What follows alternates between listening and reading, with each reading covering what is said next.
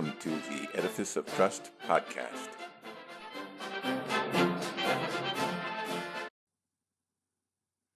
Welcome. I recently watched a BBC documentary hosted by historian Bethany Hughes that profiled the life of Karl Marx.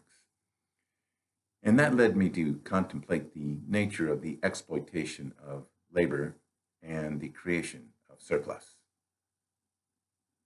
Marx had a very dim view of surplus. He believed that surplus, which he called capital, was derived from the exploitation of the workers whose physical labor produced all the products necessary for life in the modern world. He even opposed the capital that was used to purchase the great machines that were necessary to create all these products of modern life, because those machines were created only to increase productivity, which generates more surplus, and not to improve the lot of the workers. Marx propounded the labor theory of value, wherein the economic value of a good or service was based on the amount of labor necessary to produce the good or service.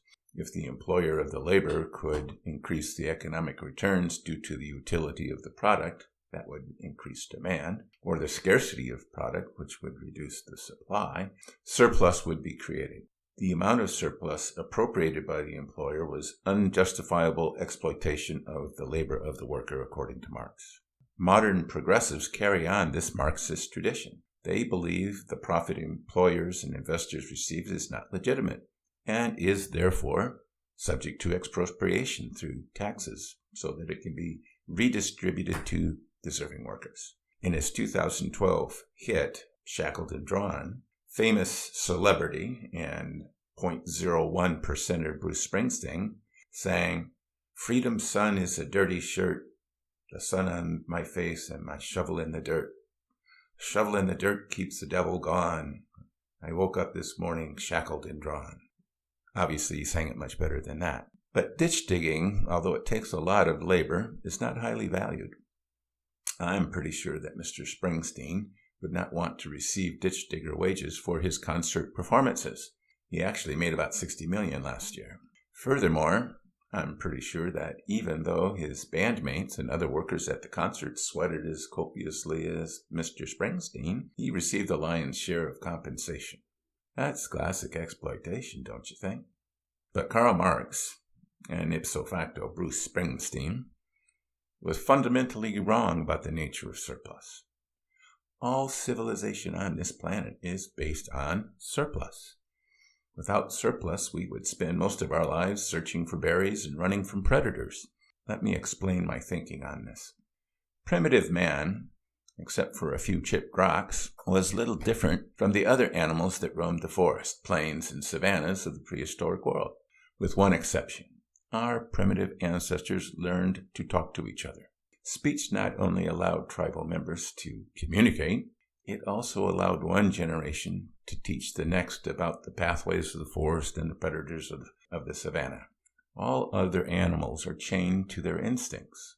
Speech was the tool that created the first form of surplus, knowledge. But the oral transmission of knowledge is limited. Ancient Greek bards had to perform prodigious feats of memorization in order to present the 170,000 words of the Iliad to the throngs of Greeks gathered to hear the poem. Oral transmission is easily corrupted. Writing was developed to facilitate the accurate transmission of information. Not of poems, however, but of inventories of agricultural stores in ancient farming communities. Farming was the next great generator of surplus. By necessity, farmers must generate a surplus to provide food for the winter season and for seeds for the planting in the spring. But this level of surplus is insufficient. Granaries must be protected and the weather gods must be appeased, so the surplus must be sufficient to feed the soldiers and priests as well as the farmer's family. And the soldiers and priests needed to make sure the farmer was providing the correct amount of surplus, so writing was invented to keep track of the surplus. The farmer's surplus allows for specialization of labor. Not just the soldiers and priests, but also blacksmiths, teamsters, artisans. As the surplus grew, more specialization could be supported so that in addition to meeting our material needs, we could address our spiritual needs, poets, artists, musicians. These are in short supply in primitive subsistence societies that produce little surplus.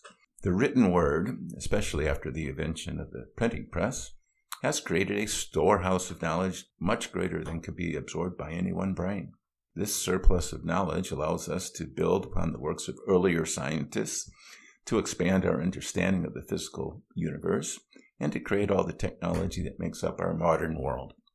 Despite Marx's disdain, as well as that of the progressive left, for money and capital, money is only another tool to manage surplus. It is much easier to pay the soldier guarding the granary in coins instead of giving him a sack of grain and a bushel of vegetables. Besides, he would probably prefer to take his coins and buy a pint of ale. It is true that a barter economy can be developed so that exchanges can be made without resorting to money, but bartering is very inefficient and time-consuming. The time and effort put into barter takes away productive time that could be used to create surplus. Marxian thought rejects innovation and increased productivity because these factors increase the capitalist's ability to extract more surplus from labor. Socialism seeks to eliminate most surplus from the economic system, and what is left is appropriated by the state for state-sanctioned uses. All productivity growth from surplus in the Soviet Union was dedicated to the military in order to keep up with the rapidly growing power of the West. This is the reason why conflict between socialist and free market societies is inevitable. They just can't keep up. Surplus provides the building blocks with which civilization is made. Now, you may not like our Western civilization, and you wish to tear it down, but you will need surplus in order to put up something in its place. Thank you.